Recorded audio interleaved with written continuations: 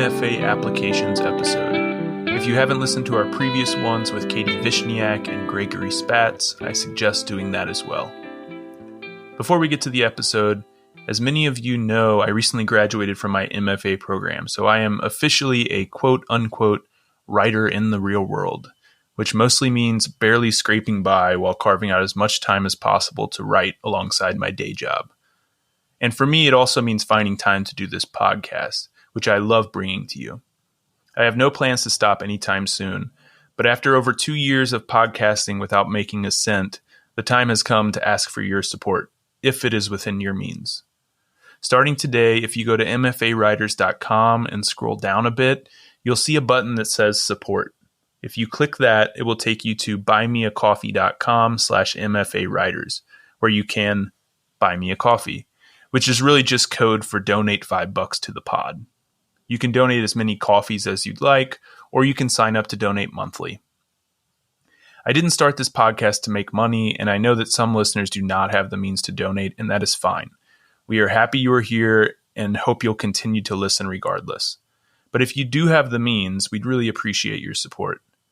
One graduate school application costs between $50 and $100, and I hope that listening to this podcast has helped you all narrow down your lists so that you aren't throwing away money applying to programs that are the wrong fit.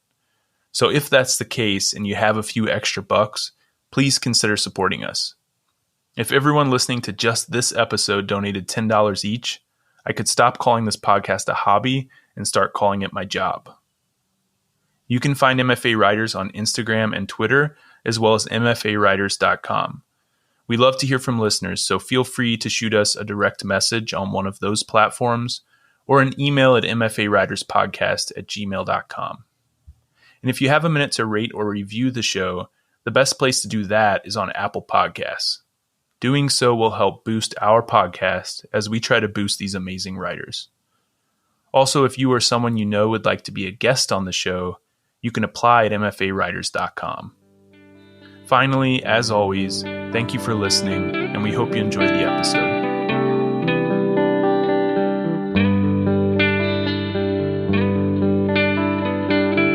Welcome to MFA Writers, the podcast where we talk to creative writing MFA students about their program, their process, and a piece they're working on. I'm your host, Jared McCormick. Today we've got our annual special episode on the MFA application process, and I'm super excited to be joined by Lindsay Bernal.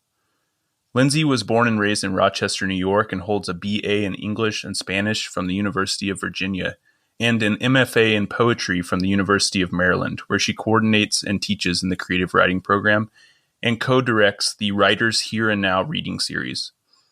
Her first collection of poems, What It Doesn't Have to Do With, selected by Paul Guest as a winner of the National Poetry Series competition, was published by the University of Georgia Press in 2018. Lindsay, thank you so much for being here. Thanks so much for having me. So as I mentioned in your bio, you're a professor in the MFA program at the University of Maryland, and you told me that you are the admissions coordinator there, which is not a term I hear often in MFA programs. So tell us a bit about that position and what your primary responsibilities are. Yeah, so the job of coordinating an MFA program, I think, tends to come with some work in admissions. So I have kind of a dual identity in my program. I teach creative writing courses, but I also administrate the program. So in terms of admissions, I'm really the point person for prospective and active applicants. And I'm also the point person for all of our MFA students who are enrolled in courses. And I think that's really probably one of the most fulfilling parts of the job, or the part of the job that I really enjoy, because I get the opportunity to interface with emerging writers. And, part of that is recruitment. I'm sharing with them what Maryland has to offer, but also getting to know them, hearing about their work. And it's a little bit like an extension of teaching too, just thinking about what their creative interests are. So anyways, once I'm once I'm speaking to applicants who've been accepted, they are like faced with a really tough choice usually. If they've been accepted into Maryland, then they probably have offers elsewhere. Right. And as the decision about where to get an MFA is so huge. Yeah, right. Because the work that we do in MFA programs, it lasts beyond the degree. So the relationships that you cultivate in the MFA and the mentorship that happens like in the MFA, that continues long after the MFA. I don't know if that answers the question, but I mean, I am, one of the faces of the program in that process. And I do have the like perspective of having earned my MFA here. So I got my MFA and then I stepped into this job. And I think that perspective, has really allowed me to do the job with empathy, but also like with a commitment to transparency, which I think is so important in admissions. I mean, it's so important in graduate studies too. Right. But I mean, especially because for applicants that are weighing decisions, it's nice to sort of have like straightforward information. And so I think that because I went here, I feel like I've always sort of been like an advocate for the MFA students. And, Maryland sort of has had a lot of changes, since I was a student. The big changes are that it's a fully funded program now. And, the students have a guaranteed third year of funding too. And like the sequencing of the courses that they teach has changed. And the course load has changed. And I feel like, I've been kind of a champion for all of those changes. So I've worked really hard with my colleagues to make them a reality. And I think that I haven't really been afraid to like ask for better conditions for graduate students. And I think that's something that the applicants really need to think about is like, what's the climate? What's the culture? What's that going to be like in the school that you go to? So the other, the recruitment phase of my job as the admissions coordinator, it takes up a lot of time. I mean, it's like, that's like late February to May is sort of like heavy into recruitment. And I imagine that other programs do this, where you're having like conversations and Zooms with the accepted applicants and with the waitlisted applicants. I give like accepted and waitlisted applicants like the same, I sort of give them the same opportunities to talk with me because things change so much on like the MFA program list, Yeah.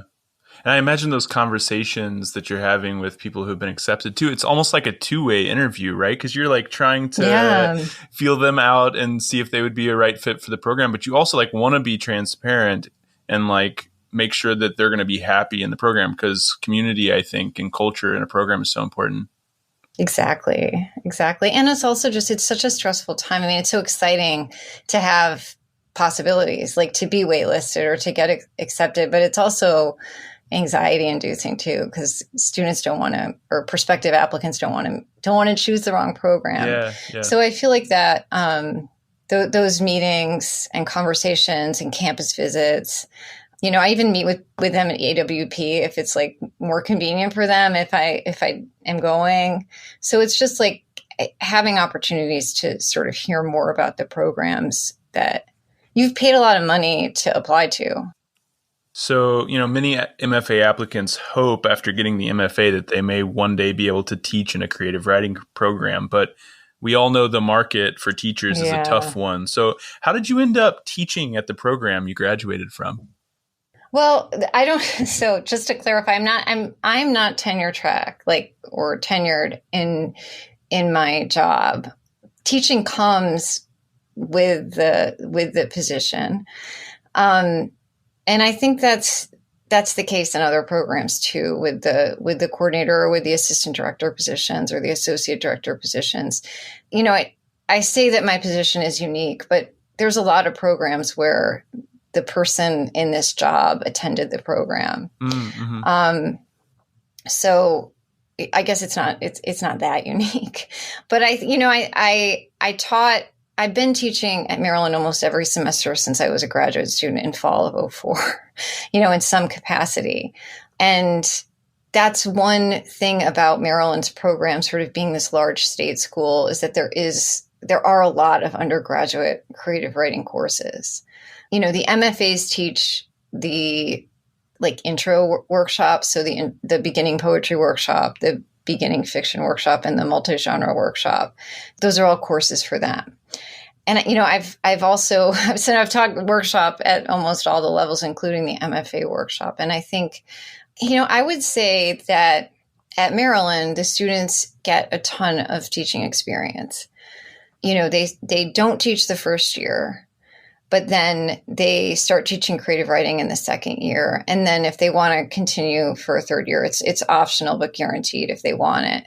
They start teaching English 101 in the third year, in addition to workshop, usually. A lot of students graduate from the MFA these days and sort of aren't as interested in teaching. I'm not sure if that's the case everywhere. Maybe it's because they've been in the classroom, teaching a variety of things, but it's not like 100% of our graduates are, I would like to be an academic. I think that they come to the MFA really to write, and they want funding, and the funding comes through teaching, and they may want to go on and teach in some capacity, but they may not. So I guess those conversations aren't happening as often as they used to. And maybe that's because, students know the reality of the market. Yeah. It's like a chicken or the egg situation, I think, because I think there are a lot of students going into MFA programs now who are changing their expectations before they even go, right? And knowing that, even if they wanted to get a tenure track position in a creative writing program, it's just it's not going to happen unless you've published a couple books and you have a lot of experience, right? It's just tough. So it's good to know the reality of the situation, right? And be able to temper your expectations and to be able to think about, well, okay, is the MFA, are there other reasons that I want to get the MFA, right? Am I cool with doing this if it's just to improve my writing? Which, for a lot of people, that's a great reason to get an MFA. So, and it's interesting to hear that you were hired as an admissions coordinator. So that was your title. So my title is academic coordinator. Okay. So it comes with admissions as part of that job. Okay. Yeah. So that's interesting. So, it's always good, I think, for listeners to know what other opportunities might be out there in academia. It might not be a teaching position in an MFA program, being hired as a tenure track teacher or professor. But if there are these positions like academic coordinator where you can also teach, if that's something you want to do, it's good to know about that. I feel like it's really, if it is worth for any students that you're in touch with or those who are listening to the podcast, I think that looking on the job lists for some administrative jobs, if you want to stay in academia, I would say that, I wrote my thesis as a student, but the real work post thesis of writing my book came coordinating the program and teaching. The schedule allows for creative work to happen in ways that when you're teaching a lot, it's a little bit harder. At least it's harder for me. I can't imagine teaching 3 or 4 courses a semester, which I know is also the reality of getting an academic job right now. A lot of them come with a lot of teaching. Well, one thing I know a lot of listeners are anxious to figure out is whether or not they are a good candidate for an MFA program. So I'd like to go back a bit further and talk about your time before you were even a student in the MFA program, because I've heard a lot of professors and writers recommend taking some time off between undergrad and graduate school to gain some real world experience, which can be really helpful for your writing. As a 21-year-old, you actually moved to New York City without a job. Talk about real world experience. So is that something you would recommend? Well, the question that I feel the most common question, I think, is from my students, my undergraduates, and just people who I'm talking with about MFA programs more generally, who I might not know, is about this real life experience, real world experience? And I feel like it's a really tough question because I think it's super individualized. Yeah. Like it really does depend on the applicant. Like I've encountered MFA students who come right out of undergrad and they're so much more developed as writers than I was like at 25 when I went to the MFA program. So for me, like I didn't really have a choice. It wasn't like I wanted to move to New York without a job. Like I didn't have a job like waiting for me. I decided on kind of a whim to move to New York. And I luckily got a job, but I didn't have a writing sample that would have led to me getting into an MFA program, you know, and I knew that. Like I didn't start writing poetry or admitting that I even wanted to take a workshop until around my last year of college. So I took like the beginning poetry workshop as a senior in college. And, you know, I feel like I had some luck. That workshop was taught by then MFA student Jennifer Chang. And like, I learned so much from her, and that mentorship has continued, that friendship has continued. You know, she's one of my like primary readers still. Then I applied to take the intermediate workshop my last semester of college, and I had the luck of working with Rita Dove. And I feel like that gave me enough poetry to like apply for one thing so I could have one more workshop. So I got every poem I'd ever written in my life. I assembled and I applied for the Bucknell Seminar for undergraduate poets, and I got in by some miracle. And that was as vital to me as like all the time spent in New York. So I feel like that experience changed everything. And the peers, you know, my friends from that experience are like still part of my writing community. And so I think that for me, it was really about like figuring out how I was going to be able to write better poems. And I could have done that probably anywhere, but I did it in New York.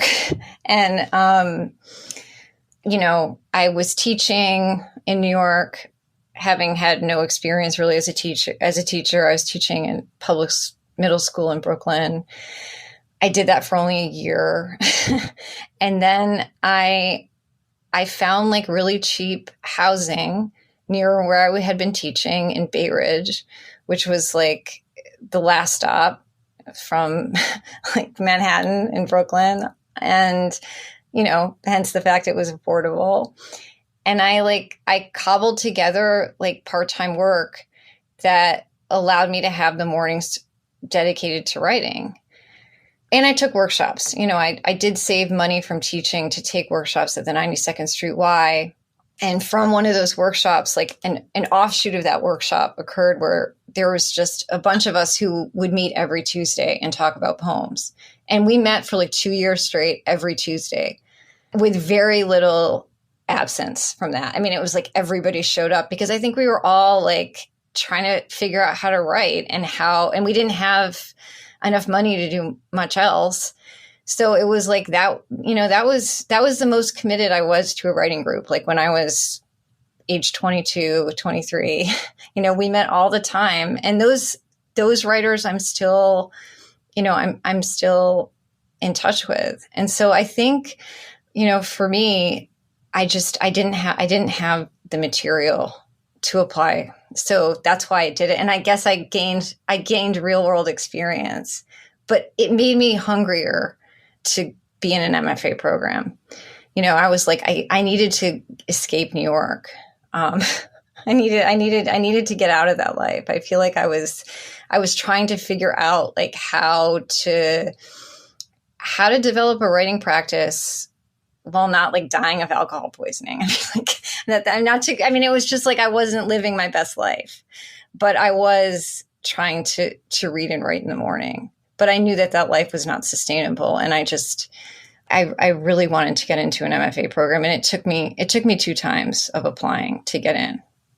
Well, I'm glad you brought that up. I completely agree that it is individual, because there are people that were in my program who were just out of undergrad who were amazing writers who were so far beyond like anything I could have hoped and dreamed to have been when I was their age. But like, I also came to writing late, and I'm glad you brought that up as well, because I think for some people, they see writers who have been writing like their whole life, like high school, undergrad, creative writing majors as undergrads. And they think maybe because they came to it later that like they won't be able to catch up or won't be able to get into an MFA program. That's the way I felt for a long time, but it just took me some years of being out on my own, like getting that quote unquote real world experience, which was really just finding a lifestyle that created space for me to like practice and get better at it before I could apply to MFA programs. So I completely agree. It's totally individualized, but it's always interesting to hear about the different paths that bring people to these programs. Yeah, I mean, I think there's also, I mean, there's probably a little bit less burnout among the people who wait too, because I would say my friends who came in my program, who came right out of undergrad into the program, you know, some of them didn't have burnout at all, went on to PhD programs, but others like really like just wanted to take a break and maybe like weren't as excited about writing, you know, during the end of the program when it's most important to be like really excited because you're working on your thesis, because they didn't have any time away. They hadn't had it sort of taken away from them, which is what the real world does. You know, it's like you have to sort of fight for writing time. So you said that when you were in New York, you really wanted to get into an MFA program. So like one of the things I've been asking guests this season is to tell me one way in which the MFA program has differed, either for better or for worse, from their expectations when applying. So thinking back, do you remember what you expected the MFA program to be like and what you would get out of the MFA program? And if so, how is the reality different for you? I mean, like I said, that hunger that I had, it was so deep, and I think it was better like than I'd imagined. I don't know. I mean, I think that like I really love my time as an MFA student. You know, I've never left Maryland. So I graduated and then I stayed, and I wanted to like figure out a way that I could stay. You know, I came in July of 2004 and it's like October of 2022. And I'm pretty much like in the same space. I honestly, like, I didn't know a lot about Maryland's program. And I should have known more about it. Like I should have known more about the programs I applied to. Because I tell my students, you have to do all this research on the programs, but you know, I didn't do what I tell them to do. And so I got into 3 programs. So after my first time, I got into 1 unfunded program. I applied to 5.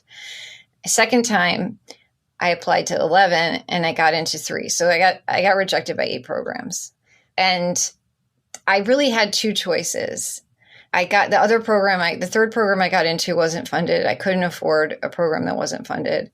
So I got into Maryland and I got into Montana, and I was really excited about both programs. In terms of the work, like I read the work by the poets who were teaching at both places, and I could see myself working with the faculty at both places. But in the end, you know, it was a matter of geography. Like I was in New York, I didn't have a car, and I think that I wasn't like brave enough to be like, I'm going to go all the way to Montana. Like it seemed like I could get from Brooklyn to Maryland really easily by train. And then I could like live without a car. And that was sadly like a big part of the decision. You know, sometimes I wonder like what kind of writer I would be had I gone to Montana, like if I'd been like brave enough to go like really far away. But I don't have any regrets about the program that I went to. I mean, I should have known like how great the program was, and I didn't. I mean, and so I think that just the level of faculty attention is crazy. And the like friendships that I've made from this program, the alumni network, I mean, just everything. It's like, it's a really important part of my writing life now. I mean, I don't know what I would do without those mentors and readers. It's always interesting for me to talk to people who have gone to MFA programs but have been out of them for several years, just to hear like that perspective. Like, when you're looking back on it and thinking about like, where you've come since the MFA program. I mean, now you're an award-winning poet, right? So like, in what ways, like when you look back on it, in what ways would you say that program really put you on that path and made it possible for you to be the writer you are today? I mean, I think it was everything that I like had to read. I would say the program was really challenging. I mean, it sort of like challenged me as a writer. The faculty were really involved in the writing, and they were, constructively critical. And I think that I learned how to like really work on a book. That was really part of that thesis year. It was like assembling a collection and writing the poems that fit into a collection. And then taking that like after the MFA, sort of continuing to work on it and write more poems. I just feel like it's so hard to think about like what was the one thing like that made your book get taken or whatever. I mean, who knows? It took forever for my book to get taken. I wasn't going into the MFA to become an academic. I needed funding. Like I needed some kind of like, I needed to have a more stable situation, and I needed to be able to devote time to my own work where I didn't have to worry about another job. I mean, even though I was teaching, it was sort of connected, in a way that my life didn't feel like, it felt like I had this one life as doing these part-time jobs. And then I would be, struggling to find time to write. And here it was just there was so much support around the work. And like developing a real like belief in your work and in yourself as a writer. And again, like it's kind of abstract. I don't know how that's exactly cultivated. It's got to be in the teaching, but I don't know exactly like at what moment I started to believe in myself as a writer, but it must have happened here. All right, well, let's get to some listener questions about the MFA application process. So over the last week, we've asked our listeners and followers on social media to send us any questions that they had for you. We did a similar thing last year with Gregory Spatz of Eastern Washington University, but he's a fiction professor, so we're hoping to get a glimpse into the poetry side of things this year. So do you mind answering some questions from listeners? I'd love to. Okay, cool. I'd love to. So when it comes to the writing sample, both Cecilia and Guadalupe wanted to know if it would be better to submit poems that deviate in style from one another to show range, or if it would be better to submit ones with similar styles to show focus. I have kind of a boring like response to like writing sample. I feel like regardless of style, regardless of range, you should just send your best poems. And I know it's like hard as the writer of the poems to determine which ones are the best, but you just want to send the strongest poems you've ever written and put those 10 to 15 pages together. And I think that like respecting the page limit is like really the only rule. There's not a kind of poem that like an admissions committee is looking for. They're not. They're just like, they are going to be like awed by the sample if they're awed by it. And I feel like it's so subjective. I think asking your mentors and your peers like for some guidance with the writing sample is really useful, because it is so hard when you're in them. Just like when you're putting a book together, to know like, what are my best poems, and giving yourself enough time to allow for that, like kind of an editorial conversation with someone. Like, what do you think of my writing sample? I tell my students to like, just get feedback on it. So it would be very unlikely for someone who's like reading a writing sample to be like, oh, this poet's all over the place. These poems are all great, but they're just all over the place. So we don't want this person. I feel like there could be the poet whose poems are all over the place, and that's like what makes them so great. I mean, I can see myself being really excited by a sample that's all over the place. There is a degree of looking at potential in the writing sample. I mean, it's not going to be like that writing sample. You may never see those poems again beyond the application. You know what I mean? Like those are just getting you in, and you may never return to those poems that you applied. I don't know what I applied with. Those poems never became poems, but they got me into some MFA programs.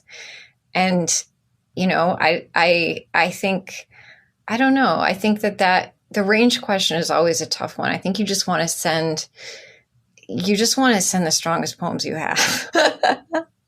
And not worry so much about like cohesion or range. Well, I think it's good to know that the people reading these applications, these writing samples, are aware of the fact that maybe like the poems that are in the application may not be anything like the poems that this person writes in the program. I think that that's more often the case than not. And that by the end of the program, you might not even be able to recognize, like if you were to put the writing sample with the thesis, you wouldn't maybe know that that was even the same writer, because so many breakthroughs happen, I think, when you're an MFA student. Yeah, I went back and read the story I applied with, and I was like, oh boy, I'm lucky I got in. Yeah, I mean, I think that it's I do think that they're looking for, and it's really hard to look for potential, but I think you know it when you see it. Yeah, I mean, when I read that story, I was like, oh, there's some passages in here that are pretty good, that are interesting. Yeah. But like the story as a whole is like needed work. And I think that that's what happened, is the people reading my sample were like, there's some potential here.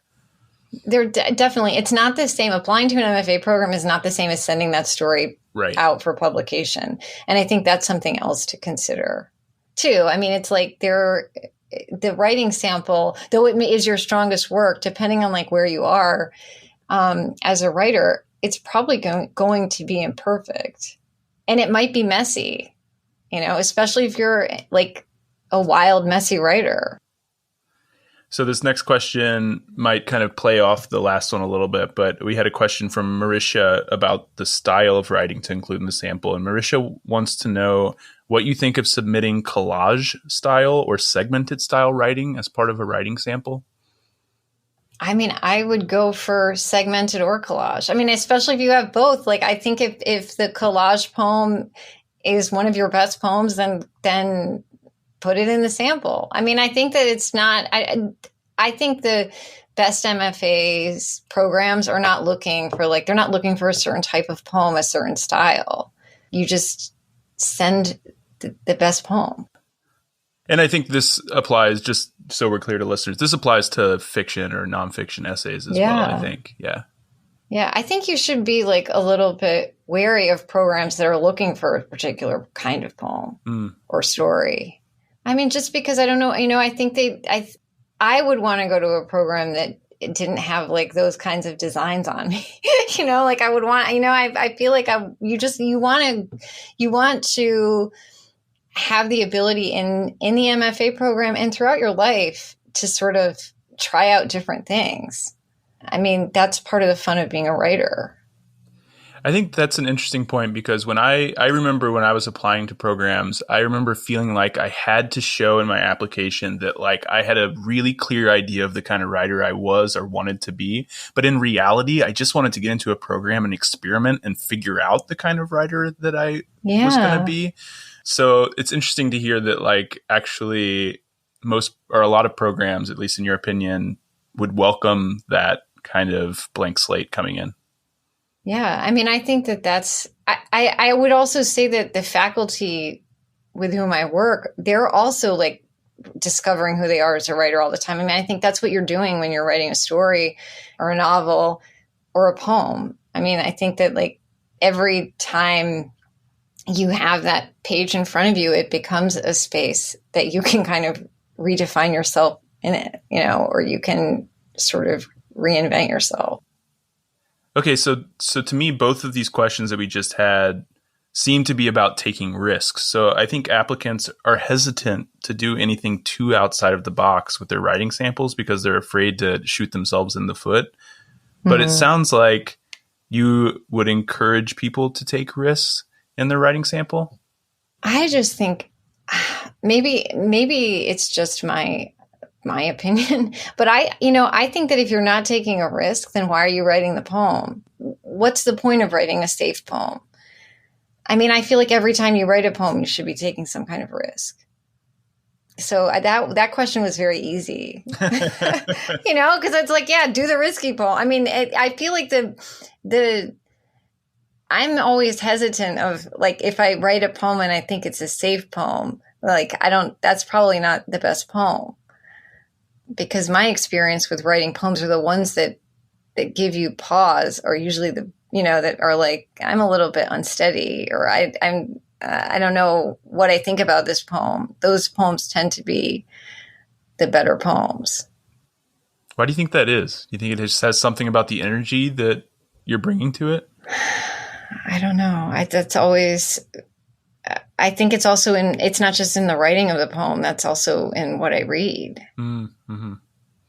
Maybe I don't like to read safe poems either. All right. So we also got some questions about the statement of purpose. So D wants to know what an ideal statement of purpose looks like. So in other words, what makes a statement of purpose stand out? This is a question I get a lot from my undergrads, and it's a tough question. Like, what makes one ready for an MFA program? So I feel like the one thing to keep in mind about the statement of purpose is it is not dismissed. I think some people are like, I have a writing sample, it's great. And then it's like, I didn't really spend that much time on the statement of purpose, especially for poets. I mean, for fiction writers too, but it's like, okay, the statement of purpose becomes yet another opportunity to reveal yourself as a writer. And for poets, now you can write in prose.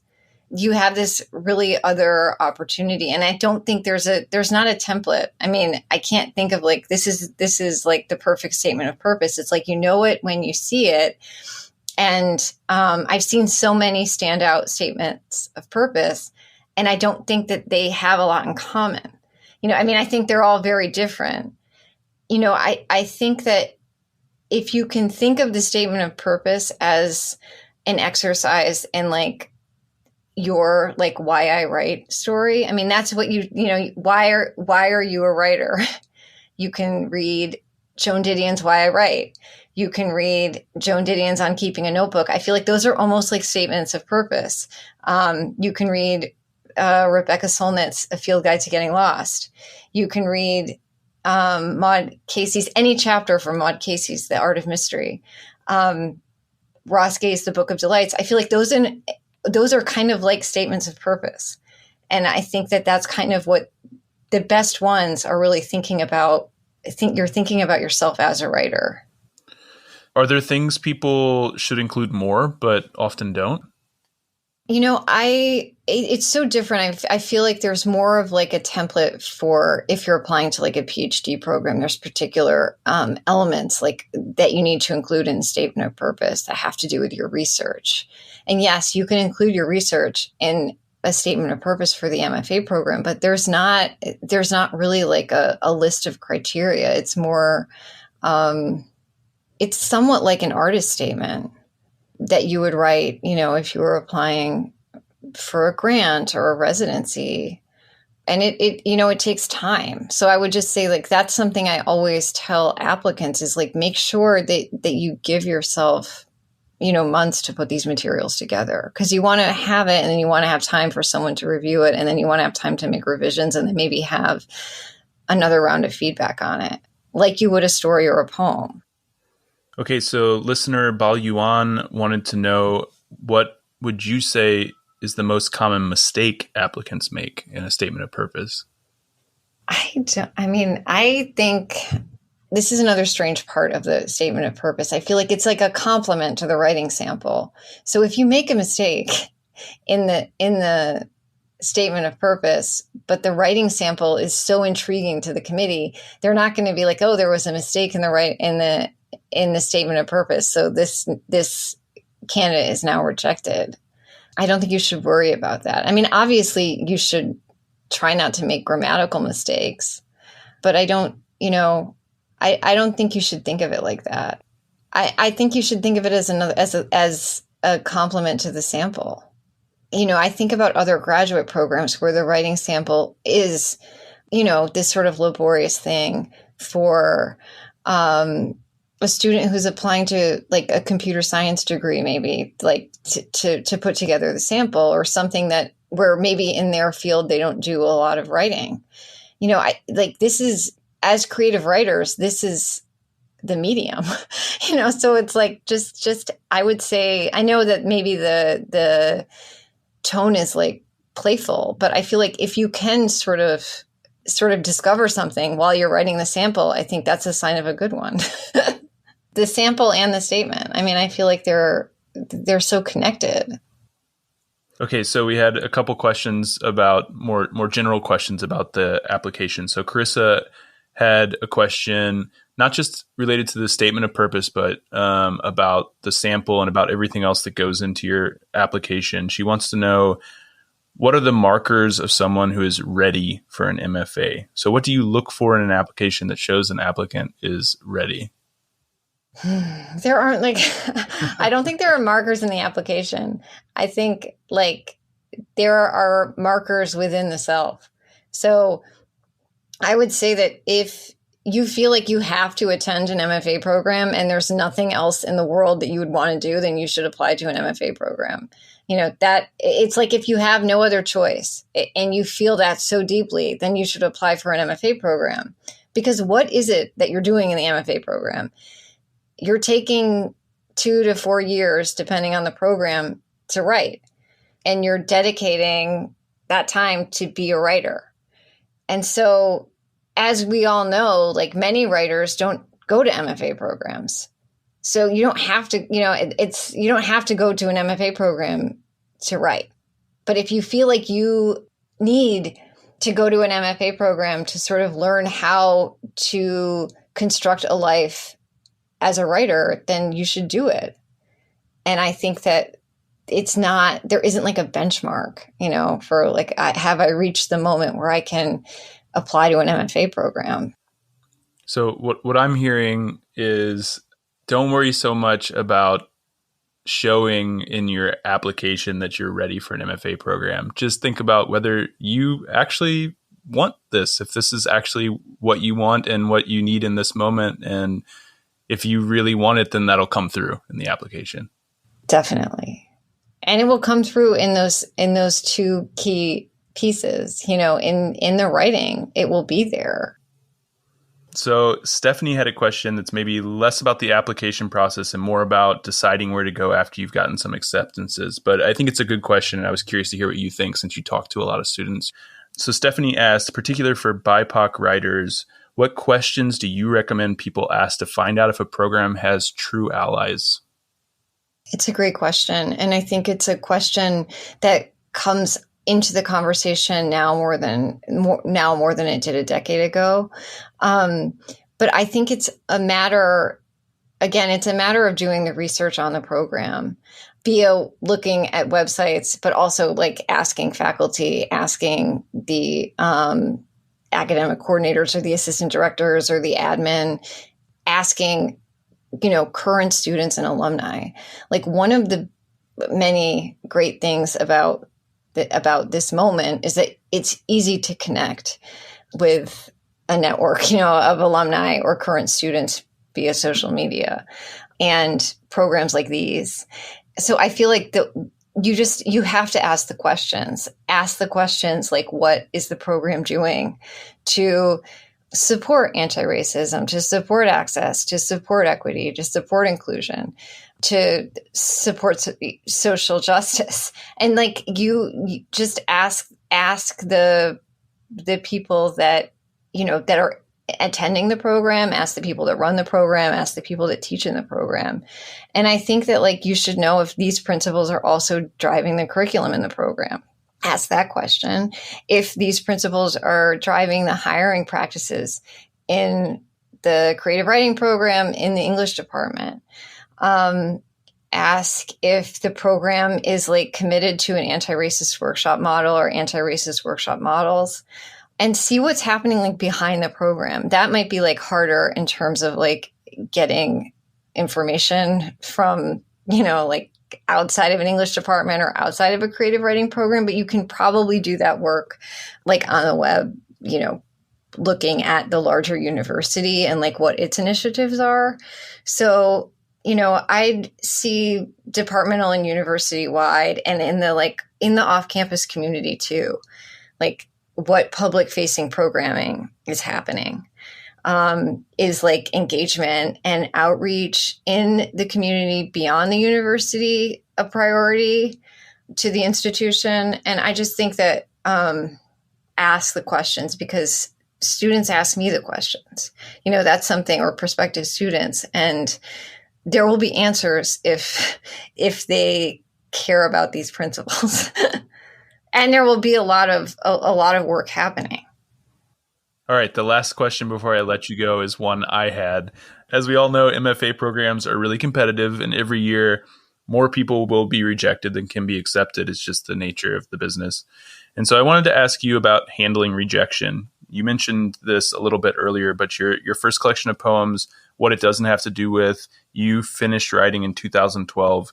And then, according to another interview I heard you do, you submitted it to about 25 contests a year for 4 years before it won the National Poetry Series competition.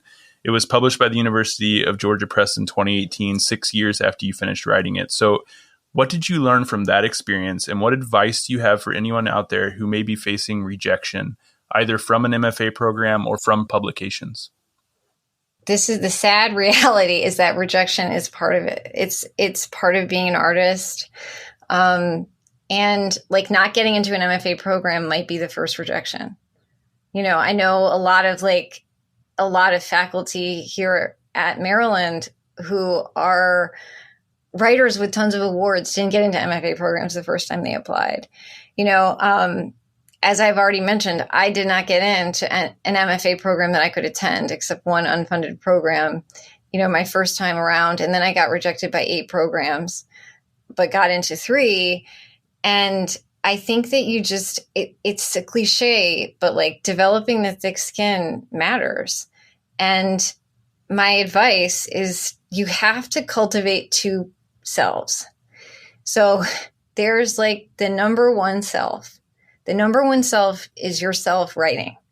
Okay. That's the sacred self. That's like the joy. The joy is writing. Then, and it's the far inferior second self is like the one who applies to programs, to residencies, to awards, to book contests, sends their stories out, sends their poems out. That's like this other version. And you have to separate the art from the biz. And I feel like in some ways the MFA program is part of the biz. It's part of an institution. You're kind of cheap labor for a graduate program. I mean, that's part of something else. And you have to do that. At least I've had to do that sort of division of myself to get through the rejection. And I think that, I don't know. I think that that book must have been sent out 6 years, because I think I did start sending it out in 2012.